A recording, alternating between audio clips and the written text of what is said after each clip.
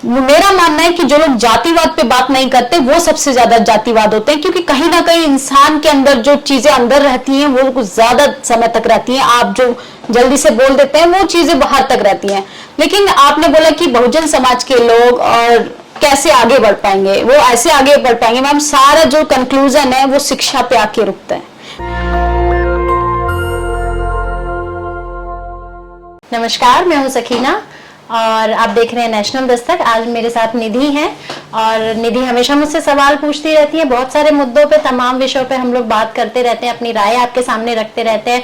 और मैं आपको एक ये भी संदेश देना चाहूंगी कि हमारे चैनल पे या हमारे जो भी वीडियोस होते हैं उसमें एक खबर भी होती है। खबर के साथ साथ हम आपको एक मैसेज भी देना चाहते हैं, एक संदेश भी देना चाहते हैं कि आप जो है हमारे मैसेज को, या हम जिस चीज के लिए हम काम कर रहे हैं, जिस फंडामेंटल राइट्स के लिए हम काम कर रहे हैं, जिस अवेयरनेस के लिए काम कर रहे हैं, आप उस मैसेज को भी आगे बढ़ाइए। हमारे चैनल को, हमारे वीडियोस को आप ज्यादा से ज्यादा शेयर कीजिए, हमारे चैनल को सब्सक्राइब कीजिए और हम आपसे अपने जो भी विचार व्यक्त करते हैं, हम जो भी बातें कहते हैं, आप वो आगे भी शेयर कीजिए। निधि, मेरा आपसे ये सवाल है आज का, अगर मैं आपसे आपकी राय जानना चाहूँ तो आज के समय में आप धर्म को कहाँ देखती हैं? अगर हम धर्म की बात करें और हम अपने समाज की बात करें, हम बहुजन समाज की बात करें, खासकर जो हमारे समाज के लोगों को, कुछ विशेष जाति वर्ग के लोगों को धार्मिक अर्थशास्त्रियों ने ये बताया, या जन्म से उनके साथ भेदभाव शुरू हो जाता है, या उनको ये बताया गया कि उस समाज के लोगों के या उस जाति विशेष के लोगों को के मंदिर जाने से मंदिर जो है अपवित्र हो जाता है। तो आपको क्या लगता है कि हमारे समाज के लोगों को मंदिर से मुक्त हो जाना चाहिए, या फिर वापस उसी धार्मिक शास्त्रों में उलझ के हमें हम अपनी भविष्य की संभावनाएं हैं, हम अपने इकोनॉमिक सक्सेस की बात करें, हम अपनी एजुकेशन की बात करें, हम अपने अवेयरनेस की बात करें, हमें उन चीज़ों की तरफ ज़्यादा ध्यान देना चाहिए, या वापस हमें उन्हीं चीज़ों में उलझ के रह जाना चाहिए कि जिस धार्मिक शास्त्रों ने हमें ये बताया कि हमारे समाज के लोग अनटचेबल हैं? मैम, सबसे पहले आपका बहुत बहुत शुक्रिया, मुझे आज आंसर देने के लिए आपने इनवाइट किया। और मुझे लगता है कि सवाल करना ज़्यादा आसान होता है, लेकिन जब जवाब देने की बात आती है तो लगता है कि क्या बोलें। और इससे आपने बहुत सेंसिटिव क्वेश्चन किया धर्म पर। इससे जवाब से शायद कुछ लोग सहमत हो सकते हैं, असहमत हो सकते हैं। आपने एक अनटचेबल की बात की और रिलीजन की बात की। रिलीजन को अगर हम देखें तो आज की पीरियड की बात करें तो वो रिलीजन नहीं रह गया, सिर्फ एक पॉलिटिकल एजेंडा रह गया, या पॉलिटिकल टर्म बोल सकते हैं आप। धर्म का मतलब होता है धारण करना। आप कुछ अच्छी चीजें, एथिक्स, वैल्यूज को आप धारण कर सकते हैं जो आपको जीवनचर्या में एक आपको अच्छा इंसान बनाए, आपके अंदर मानवता लाए। लेकिन आजकल जिस तरीके से एनवायरनमेंट हो गया और लोगों की जिस तरीके से जीवन शैली हो गई, हर कोई इतना स्वार्थी हो गया कि सब कोई अपने बारे में सोचने लगता है। और आपके पड़ोस में क्या हो रहा है और आपके आसपास क्या हो रहा है, ये सब हम नजरअंदाज करते जा रहे हैं। कहीं ना कहीं हम धर्म के प्रति कट्टर होते जा रहे हैं, जबकि धर्म में, किसी भी शास्त्र में ये नहीं लिखा कि आपको कट्टर होना जरूरी है धर्म के प्रति।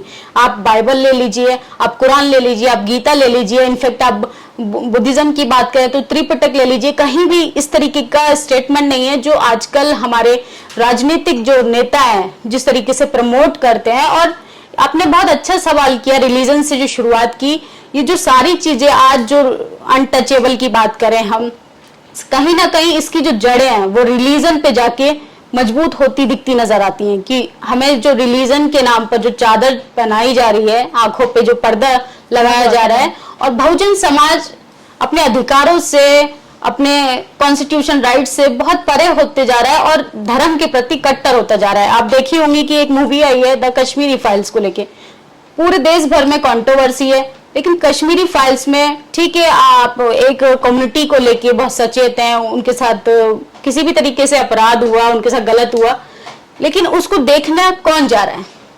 कोई ब्राह्मण समाज का तो व्यक्ति नहीं जा रहा है।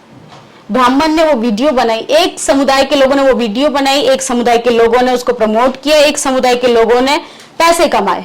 अग्निहोत्री कोई शेड्यूल कास्ट नहीं है, अग्निहोत्री कोई पिछड़े समाज के नहीं है, अग्निहोत्री कोई ट्राइबल नहीं है, लेकिन उसको देखने के लिए और उसका इम्पैक्ट किन लोगों पे पड़ रहा है, अब मुझे लगता है इस लाइन में आप बखूबी समझ गई होंगी कि अनटचेबल कहाँ से चीजें हो रही हैं। कि धर्म के नाम पे जो नेता अपनी राजनीति कर रहे हैं या कुर्सी के चक्कर में जो अपनी रोटियां सेक रहे हैं, उससे बहुजन समाज सिर्फ इफेक्ट हो रहा है। और आपने पूछा कि बहुजन समाज को कि पिछले रिलीजन पे जाना चाहिए कि आगे बढ़ना चाहिए। तो इतने सालों में आप खुद, इतने सालों का एक्सपीरियंस हो गया आपका, आप खुद देखती होंगी कि कहाँ बदलाव आया। बहुजनों की कंडीशन की बात करें, आज भी आप मुसहर बस्ती में जाएंगी तो लोगों की वही दशा है, लोग वही चूहे खा रहे हैं। और ये स्थिति हो गई कि लोगों के सर के ऊपर छत नहीं है। हम डेवलप की बात करते हैं, हम मेक इन इंडिया की बात करते हैं, लेकिन कंडीशन कहाँ से चेंज हो रही है। आप रिलीजन की भी तभी बात करेंगे ना जब आपके देश के नागरिक सुरक्षित होंगे, आपके देश के नागरिक, उनका भविष्य उज्जवल होगा। लेकिन ऐसा नहीं है, हमारे देश में सिर्फ रिलीजन को कट्टरपंथी के नाम पर। और अभी आप देखेंगे कि पिछले कुछ समय से राम को लेकर जो राजनीति हुई है ना, तो ऐसा लगता है सिर्फ एक पार्टी के राम हो गया, वरना राम को एक पुरुषोत्तम मर्द की तरह देखा जाता था और एक आइडियोलॉजी माना जाता था। और अब तो लोग दो समुदाय में बट गए हैं, राम को भी मानने वाले लोग दो समुदाय में बट गए हैं। बाकी रिलीजन की तो आप बात ही छोड़ दीजिए। शेड्यूल कास्ट के लिए यहाँ पे धर्म की राजनीति हो रही है, उनको शिक्षा से कोई मतलब नहीं है, सिर्फ मुद्दों से भटकाने की जरूरत है। और आप अनटचेबल की बात करिए, आप राष्ट्रपति को भी देख लीजिए, वो शेड्यूल कास्ट से आते हैं, लेकिन फिर भी उनको उनके जाति के आधार पे पूजा में नहीं शामिल किया जाता। तो सोचिए, जब रिलीजन से हमें कोई बेनिफिट नहीं हुआ, आप राष्ट्रपति बन जाइए, आप जज कलेक्टर बन जाइए, तब बदलाव नहीं आ रहा, तो हम ऐसी चीज को क्यों धारण करके चलें जो हमारे लिए सिर्फ वीडियो के अलावा कुछ नहीं है। आप मतलब ये कहना चाहती है निधि कि अगर कोई बहुजन समाज का व्यक्ति, जी, खासकर कोई जाति विशेष का व्यक्ति अगर आईएएस, आईपीएस, कलेक्टर और जज बन भी जाता है, जी, तो ये सब कुछ वो बाद में होता है, पहले वो होता है जो उसकी जाति होती है। जी मैम, बिल्कुल। वो क्या है, उसकी पोजीशन बाद में आती है, उसकी जाति पहले आती है। आज भी इस तरह का भेदभाव आज भी है मैम, मैं आपको केस उंगलियों पे गिनवा सकती हूँ, ऐसा नहीं है। तमाम आईएएस जो है, जो शेड्यूल कास्ट से आते हैं, जो बहुजन समाज से आते हैं, वो कहते हैं कि हम सिर्फ नौकरी अपना परिवार बचाने के लिए और परिवार चलाने के लिए कर रहे हैं, वरना हम ये नौकरी नहीं करें, क्योंकि कहीं ना कहीं इंसान को अपनी जीवन शैली चलाने के लिए पैसे तो चाहिए। अगर वो बगावत करेगा तो लोग क्या खाएंगे। तो धर्म से इंसान को कुछ नहीं मिल रहा। और हाँ, अगर आपसे धर्म से आपके बच्चों का भविष्य बनता है, आपके बच्चों को रोजगार मिलता है, आपके आने वाली पीढ़ियों का उज्जवल भविष्य होता है, तो आप वो चीज अपनाइए। मैं धर्म के विरोध में नहीं हूं। अगर आपका पेट भरा होगा, आप तभी तो बाकी मुद्दों पे बात करेंगे, आप तभी तो अग्निहोत्री की मूवी देखने जाएंगे जब आपके पेट में अनाज होगा। लेकिन यहाँ पे सरकार उन तमाम मुद्दों को दबाने की कोशिश करती है, सिर्फ धर्म के नाम पे हिंदू मुस्लिम करने की। और यहाँ तो मुस्लिम लोग तो, उनको आजादी भी नहीं है, यहाँ तो खुल के वो लोग बोल भी नहीं सकते, उनको सीधा आतंकवादी घोषित कर दिया जाए। तो ये बेहद ज्यादा सेंसिटिव मामला है धर्म पे अगर हम बोलेंगे। लेकिन मैं सीधा दर्शकों को कहना चाहूंगी जो ये देख रहे हैं शो, कि धर्म के नाम पे हम इन फिजूल चीजों पे अगर हम बात ना करें तो ज्यादा ही अच्छा है, क्योंकि अगर इस चीज से हमें बेनिफिट होता तो आज ना जाने भारत की स्थिति बहुत बेहतर होती। लेकिन आजादी के इतने साल बाद भी युवाओं पे लाठीचार्ज होता है, मूंछ रखने पे इंसान को मार दिया जाता है। दलित बच्ची का कहने के लिए वो हिंदू थी, लेकिन हिंदू शास्त्रों के आधार पे उसको रातों रात जला दिया जाता है। ये कहाँ का इंसाफ है, कहाँ कौन से शास्त्र में लिखा है। ये सिर्फ एकमात्र जाति के लोग हैं मैम जो सिर्फ पुजारी बने हुए हैं। आप अगर ठीक है, धर्म आपको इक्वलिटी और समानता का अगर समानता को लेकर सचेत रहे या समानता की बात करता है, तो आप मंदिर का पुजारी बनाइए किसी शेड्यूल कास्ट को, आप मंदिर का पुजारी बनाइए किसी ट्राइबल को। लेकिन नहीं होता है। आज भी आदिवासी लोगों को घसीट कर मारा जाता है। आज भी महिलाएं रेप के वजह से, डर की वजह से घरों से नहीं निकल पाती, नजर बंद कर देते हैं। मेरा वास्तविक अनुभव है, मैं हाथरस गई, आज भी वो हाथरस की मनीषा वाल्मीकि बहन तो मर गई, लेकिन आज भी उसकी फैमिली को इस तरीके से प्रताड़ित किया जाता है। ये किस आधार पे होता है? सिर्फ एकमात्र जाति के लोगों का कब्जा। और मैम, धर्म का जो चादर है, सिर्फ एकमात्र जाति के लोगों ने एक जाल फैलाया है, सिर्फ उन लोगों के लिए जिनको राइट्स चाहिए, जिनको शिक्षा चाहिए, जिनको स्वास्थ्य चाहिए, जिनको रोजगार चाहिए, जो कि सरकार से नहीं होगा। वो तो आप देखना चाहेंगे, निधि ने कहा कि हमें मंदिरों से मुक्त होना चाहिए। मंदिरों से मुक्त होने का मतलब उनका कहना ये है कि हम उन धर्म से या उन मंदिरों से हमें मुक्त होना है, तो हमें कहीं ना कहीं शिक्षा पे, विज्ञान पे और अपनी अवेयरनेस पे, अपने आगे की ज़िंदगी की जो हमारी भविष्य की जो संभावनाएं हैं, हमें उनके बारे में सोचना चाहिए। हमें धार्मिक चीज़ों में उलझ के अपना भगवाकरण करके, अपने बच्चों का भगवाकरण करके अपने भविष्यों की संभावनाओं को खत्म नहीं करना चाहिए। निधि, अगर हम जातिवाद की बात करें, हम जिस जातिवाद की बात कर रहे हैं, और आज भी आए दिन आपके पास तमाम खबरें आती रहती हैं, आप नेशनल दस्तक से जुड़ी हुई हैं और तमाम आप उन खबरों को उठाती रहती हैं, SC ST OBC minority minority के समाज पे जो भी अन्याय होते हैं, जो भी उत्पीड़न होते हैं, तो आपके पास डेली ऐसी कोई ना कोई खबरें आती रहती हैं। तो आपको क्या लगता है निधि कि जातिवाद की जड़ें इतनी मजबूत क्यों हैं और वो जड़ें अभी तक टिकी हुई हैं, क्या कारण है? मैम, जातिवाद की जो जड़ें हैं, आपने सवाल किया कि वो आज भी टिकी हुई हैं, इसमें कोई डाउट नहीं है कि वो आज भी उनकी जड़ें मजबूत हैं। आपने सवाल करने से पहले आपका सवाल पे ही मैं बात करूंगी कि वो जड़ें आज भी मौजूद है, हम ये सवाल नहीं रखना चाहिए। इनफैक्ट ये कहना चाहिए कि आज हमने कितना इम्प्रूव किया, कि जड़ों में चेंज नहीं आया कहीं से भी। जातिवाद की व्यवस्था जैसे थी वो वैसी की वैसी हुई है। हाँ, एक बदलाव आया है, वो गांव से, छोटे शहरों और कस्बों से आकर वो इंस्टीट्यूट में पहुंच गए हैं, वो कॉलेज यूनिवर्सिटी में पहुंच गए हैं। मतलब आप ये कहना चाह रही हैं कि मतलब कॉलेज, यूनिवर्सिटी और बड़े बड़े इंस्टीट्यूशंस में भी जातिवाद यस मैम, आने ऑफ लगा है? कोर्स जातिवाद अब वो जातिवाद नहीं रह गया कि आपने चप्पल पहनकर आप किसी ठाकुर जाति के लोगों के सामने से निकल गए। अब उनको दिक्कत होती है कि आप जज कलेक्टर बनेंगे, आपके बच्चे जज बनेंगे, आपके बच्चे कॉलेज यूनिवर्सिटी में प्रोफेसर बनेंगे, तो आप देखेंगे कि किस तरीके से बच्चों को जाति के आधार पे वाइवा में मार्क्स काटे जाते हैं। मतलब जो बच्चा एंट्रेंस में लेके आ रहा है 80%, 70% और उसको वाइवा में क्या, मतलब जो अच्छा परफॉर्म कर रहा है एंट्रेंस में, क्या उसको बोलना नहीं आता होगा?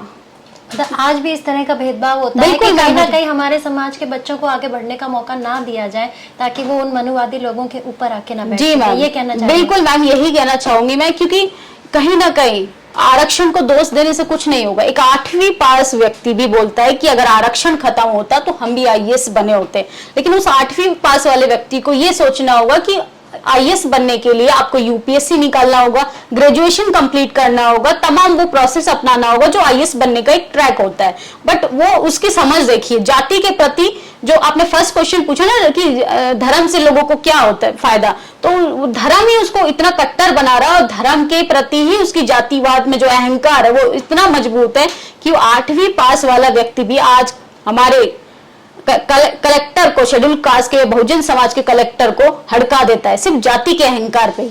उसको पूरा प्रोसेस नहीं पता, लेकिन उसको ये पता है कि अगर हमें आरक्षण को गाली देनी है, आरक्षण की वजह से हम नहीं बन पाए, तो ये सिर्फ बहुजन समाज को एक मानसिक गुलाम बनाने के लिए जो बार बार ये जो खेल रचे जाते हैं कि आरक्षण आपको आगे बढ़ाने में जिस तरीके से सहयोग करता है, आपको एक बैसाखी का काम करता है कि आप एक मतलब एक लंगड़ी कौम की जैसे हो कि आपको आरक्षण मिला है बैसाखी के रूप में और आपको बढ़ना है, ऐसा नहीं है। आप देखेंगे कि आज भी दशा वही है।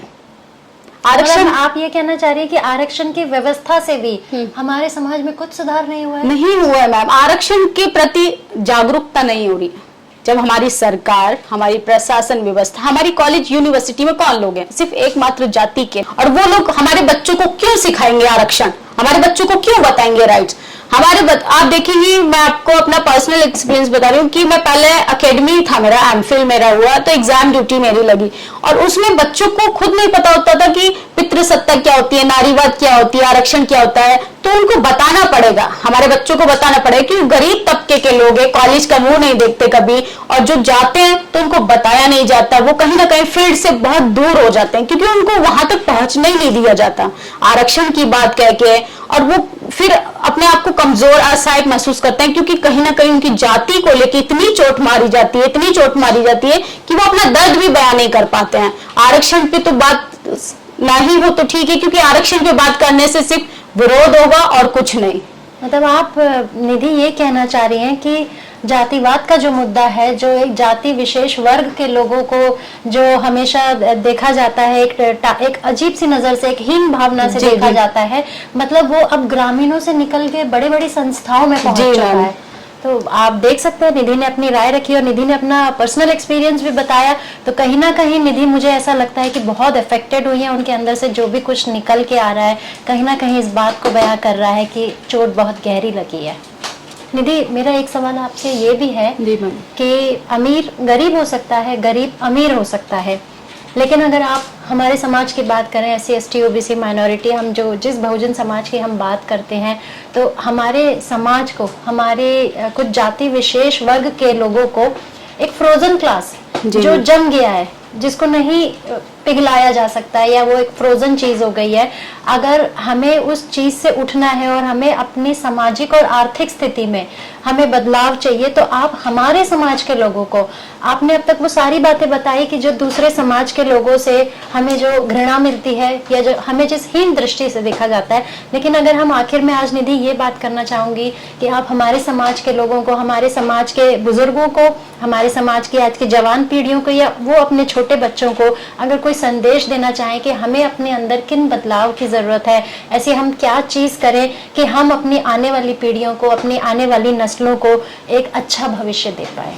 मैम, आपका जो सवाल है कि हम आने वाली पीढ़ियों को कैसे बता पाए कि वो अपना उज्जवल भविष्य कैसे बना पाए, हमने धर्म पर बात की। आपका पहला सवाल धर्म को लेके था, दूसरा जातिवाद को लेके था। तब तक व्यक्ति इन दो चीजों में उलझा रहेगा, वो अपने बदलाव की बात तो कर ही नहीं सकता। और जो लोग कहते हैं कि जातिवाद पे जो लोग सबसे ज्यादा बात करते हैं वो सबसे ज्यादा जातिवादी होते हैं, मेरा मानना है कि जो लोग जातिवाद पे बात नहीं करते वो सबसे ज्यादा जातिवाद होते हैं, क्योंकि कहीं ना कहीं इंसान के अंदर जो चीजें अंदर रहती हैं वो कुछ ज्यादा समय तक रहती हैं। आप जो जल्दी से बोल देते हैं वो चीजें बाहर तक रहती हैं। लेकिन आपने बोला कि बहुजन समाज के लोग और कैसे आगे बढ़ पाएंगे, वो ऐसे आगे बढ़ पाएंगे मैम, सारा जो कंक्लूजन है वो शिक्षा पे आके रुकता है।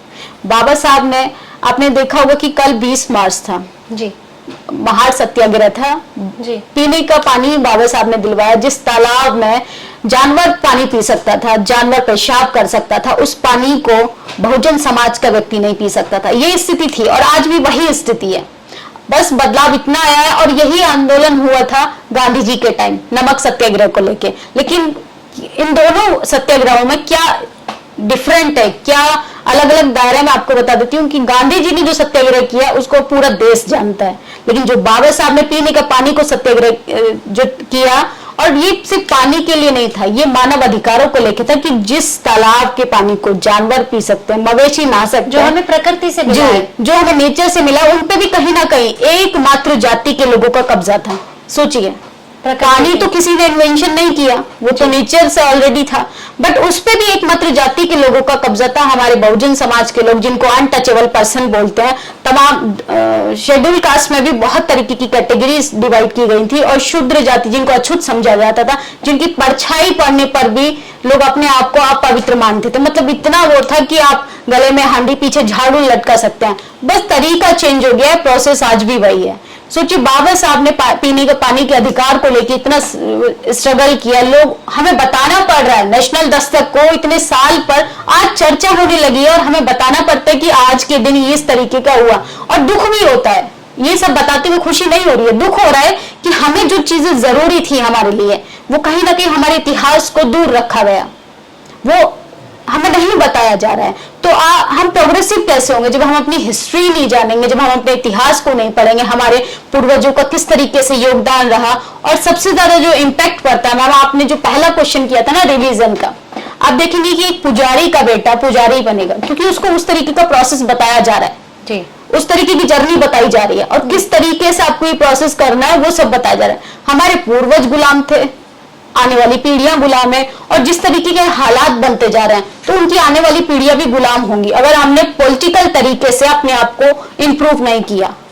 और आप देखेंगे कि हम अभी तो दो ही पार्टी वर्चस्व है भारत में, सबसे ज्यादा आम आदमी पार्टी आप देखेंगी और बीजेपी देखेंगी। बीजेपी को तो आप रिलीजन के माध्यम से एक साइड ही कर दीजिए, वो तो मानव अधिकारों पे बिल्कुल सचेत नहीं है, ना एजुकेशन को लेके बात है जी। थोड़ा बहुत आम आदमी पार्टी प्रमोट कर रही है, मैं उसे पूंजीवादी पार्टी बोलती जी, हूँ, मैं आम आदमी पार्टी बीजेपी नहीं बोलती जी हूँ। जी जी मैम, आम आदमी पार्टी भी पूंजीपति लोगों की है। राज्यसभा में लेटेस्ट न्यूज में आपको बता रही हूँ, राज्यसभा मेंबर उसने चूज किए, 5 लोगों को वो राज्यसभा भेज रही है। बात वो करते हैं अम्बेडकर की, बात वो करते हैं मानव अधिकार की, बात वो करते हैं संविधान की, बात वो करते हैं राइट्स की, बात वो करते हैं फंडामेंटल राइट्स की, बात वो करते हैं इक्वलिटी की, बात वो करते हैं डेमोक्रेसी की। बट उन लोगों के लिए क्या, जिन लोगों के लिए आप ये डेफिनेशन दे रहे हो, उन लोगों के लिए कहाँ कुछ मिल रहा है? क्या कोई भी बहुजन समाज में या कोई भी ओबीसी कम्युनिटी में या कोई भी पिछड़े समाज में इतना व्यक्ति कैपेबल नहीं कि वो राज्यसभा चला जाए? तो ये कहीं ना कहीं मैम, और ऑलरेडी जो 3 लोग हैं राज्यसभा मेंबर जो है, 3 लोग वो खुद अपर कास्ट से हैं। तो सोचिए कि जिस पार्टी में आपका भागीदारी नहीं होगी, आपके समाज की भागीदारी नहीं होगी, तो किस तरीके से आप इंप्रूव कर पाएंगे? आपको इकोनॉमी आधार से और आपको पॉलिटिकल आधार से, आपको थॉट्स से भी अपने आप को चेंज करना पड़ेगा। हमारे पूर्वज क्या थे ये ना सोच के हम अपने आने वाली जनरेशन को क्या देंगे ये हमें खुद सोचना होगा, ये हमें खुद तय करना पड़ेगा। और ये सारी चीजें मैम कहीं ना कहीं शिक्षा से है। हमें कुछ नहीं चाहिए, ना हमें मंदिर जाना चाहिए, ना हमें किसी रिलीजन चीजों में पार्टिसिपेट करना चाहिए, लेकिन जिस दिन हम अपने अधिकार के लिए, स्कूल के दरवाजों के लिए जबरन जाना सीख गए ना, तो मैम आने वाली पीढ़ियां हमारी कम से कम हमें कोसेंगी तो नहीं कि हमारे लोगों ने हमारे लिए स्ट्रगल नहीं किया था। तो हमें एकजुट होने के लिए, हमें तरक्की करने के लिए एजुकेशन होना चाहिए। और बाबा साहब के 4 बच्चों की डेथ हो गई थी, उनको क्या जरूरत थी कि वो एक गोलमेज सम्मेलन में जाता है। उस सम्मेलन में जाने की वजह से आज मैं शायद बोल पा रही हूँ, आज मेरी बात आप बोल पा रही हैं। और आज ये जो सब हो रहा है कहीं ना कहीं शिक्षा के बेस पे ही हो रहा है। जब तक लोग शिक्षित नहीं होंगे अपनी बात कैसे बोलेंगे। इसलिए बाबा साहब ने अपना खुद का न्यूज़पेपर निकाला था, द मुखनायक, प्रबुद्ध भारत, इस तरीके की 4 मैगजीन उन्होंने निकाली थी। उनका मानना था कि आप जब तक पढ़ेंगे नहीं और आप अपनी चीजों के लिए अपना पेपर, अपना मैगजीन, अपना न्यूज चैनल्स होना जरूरी है। क्योंकि आप देखेंगे आज के समय में कोई न्यूज चैनल हमारी अधिकारों पे बात नहीं करेगा। बिल्कुल, वो पूंजीवादियों के चैनल है। कोई भी बात आप पंजाब में देखेंगे, पंजाब इलेक्शन था, चन्नी जी को एकमात्र दलित चेहरा बनाकर प्रमोट किया गया। वो सिर्फ कांग्रेस का नेता कहकर प्रमोट करती तो शायद कुछ सीटें वो ले आते हैं, लेकिन 32% वोट के आधार पर आम आदमी पार्टी आ जाती है। लेकिन राज्यसभा किसको भेजा जाएगा? सिर्फ एकमात्र जाति के लोगों को। तो आज भी कहीं ना कहीं हम बहुत पीछे हैं। सिर्फ कहने के लिए हम आजादी के इतने साल हो गए, लेकिन आजाद तो देश हुआ है, इंसान आज भी गुलाम है। तो उस गुलामी की जंजीरों से निकलने के लिए कोई मान्यवर काशीराम नहीं आने वाला, कोई बाबा साहब अम्बेडकर नहीं आने वाले, कोई ज्योतिबा फुले नहीं आने वाले, कोई पेरियार नहीं आने वाले। हमें खुद ही अपनी गुलामी की जंजीरों को तोड़ना पड़ेगा। और ये सब तभी संभव हो पाएगा जब हम शिक्षा ले पाएंगे। आप रोटी कम खाइए लेकिन अपने बच्चों को जरूर पढ़ाइए। तो देखा आपने निधि ने जिस तरीके से बताया कि एक मात्र ही जरिया है शिक्षा। शिक्षा ही एक मात्र जरिया है जिससे हम अपने समाज में, अपनी आर्थिक सामाजिक स्थिति में, अपने भविष्य की संभावनाओं को खोज सकते हैं। तो कहीं ना कहीं हमारे समाज के लोगों को, SC ST OBC माइनॉरिटी के समाज को, अपने बच्चों को, अपनी आने वाली पीढ़ियों को शिक्षा का महत्व बताना होगा। हमें अपने बच्चों का भगवाकरण नहीं करना है, हमें शिक्षा को महत्व देना है, हमें शिक्षा को सबसे ऊपर रखना है। और बाबा साहब अम्बेडकर के भी विचार थे कि जो व्यक्ति धार्मिक होता है वो अज्ञानी होता है और जो शिक्षित होता है वो ज्ञानी होता है। तो मैं आपसे यही कहना चाहूंगी, निधि ने आपसे जो भी कुछ कहा आप उन बातों को देखिए, समझिए निधि का ऐसा कौन सा दर्द है, ऐसी कौन सी तकलीफ है जो निधि मतलब बहुत इमोशनल हो जाती है कहते हुए। और मुझे नहीं लगता कि, बहुत मुश्किल से मुझे ऐसा लगता है कि अपने आंसुओं को भी रोक पाई हैं। जब भी मैं इनसे इस बारे में बात करती हूँ तो मैं इनको देखती हूँ तो बस लगता है कि आंसू अभी टपकने ही वाले हैं। तो कहीं ना कहीं घाव बहुत गहरे हैं। और हमारी बातचीत आपको कैसे लगी? निधि ने जो अपने विचार रखे, अपनी चीजें रखी, अपना सब कुछ हमारे समाज के भविष्य के लिए निधि ने जो भी बातें रखी, कैसे लगा आपको? आप अपने कमेंट करके हमें जरूर बताइए। और हमारा वीडियो प्लीज शेयर कीजिए, हमारे चैनल को प्लीज सब्सक्राइब करिए। अगर आप हमें सपोर्ट करेंगे तो हमारा चैनल आगे बढ़ेगा, हमारी बात आगे बढ़ेगी, हमारा मैसेज पहुंच पाएगा। आप इसको एक मैसेज के जरिए प्लीज आगे पहुंचाइए। Thank you. नेशनल दस्तक की आपसे गुजारिश है कि अगर इसको बचाना चाहते हैं तो नेशनल दस्तक को सब्सक्राइब करने के लिए रेड कलर के सब्सक्राइब बटन को दबाएं, फिर बेल आइकन की घंटी दबाएं। नेशनल दस्तक को बचाने के लिए बहुत जरूरी है कि हर खबर को शेयर करें, लाइक करें, कमेंट जरूर करें।